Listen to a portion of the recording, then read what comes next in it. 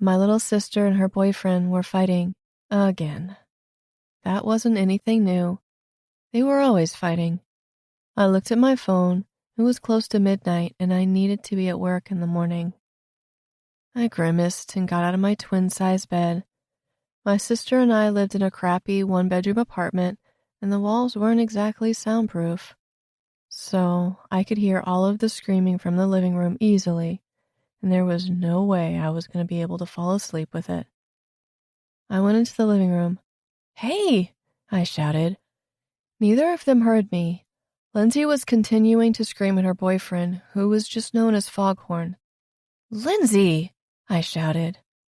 Finally, they looked at me. Foghorn's expression immediately went from one of rage to polite cordiality. I hated how quickly he seemed to shift moods. It was disconcerting and made me think he was being deceptive. Of course, being deceptive was probably his specialty, working for a sketchy organization like the Demon Biker Gang. "You guys need to stop," I said, looking at both of them. "It's almost midnight and I'm working in the morning, and the neighbors are going to complain."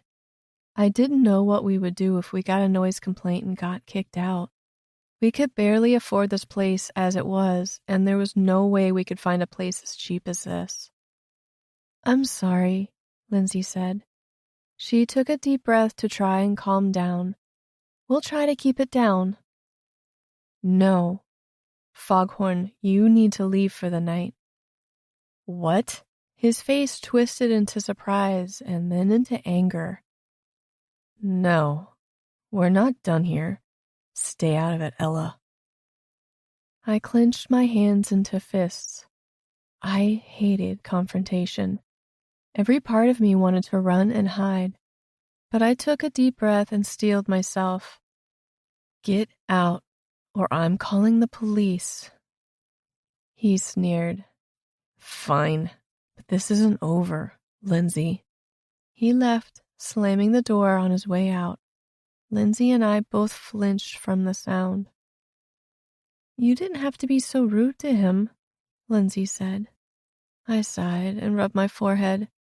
"I can't talk about this with you, Lindsay. I have to get some sleep." "Oh, come on. You have the energy to kick my boyfriend out, but not to talk to me? You know perfectly well why I had to kick him out." I looked pointedly at her exposed wrist, covered in a bruise. Lindsay said it was an accident and that he had grabbed her too quickly. He hadn't meant to be rough with her, but I found that hard to believe. She pulled her sleeve over her wrist and glared at me. "Don't pretend you did that for me. You did that just to get your beauty sleep." "Lindsay, I haven't slept in 48 hours because I was up all last night working overtime, logging inventory at work so we could buy groceries.